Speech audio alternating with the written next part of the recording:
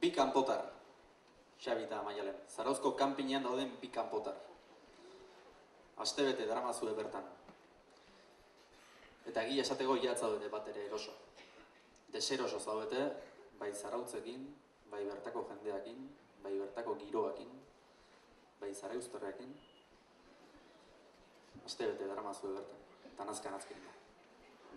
Ai paradisu zoragarria, aizu postal zarautzeko, nik zen